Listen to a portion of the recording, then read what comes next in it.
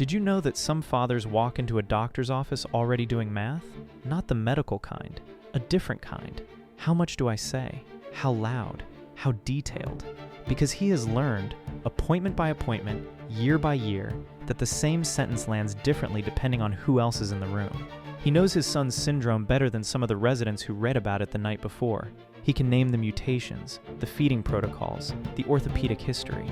But somewhere between his mouth and the chart, that knowledge gets translated. Informed father becomes difficult family. Advocacy becomes a behavior to manage. And here is the part nobody says out loud. He is not navigating one system.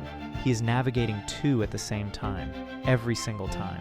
The disability one and the racial one, both requiring fluency, both collecting a toll. This is not one bad appointment. This is the slow accumulation of all of them. Black rare syndrome families carry a weight the broader community has never directly named, until now.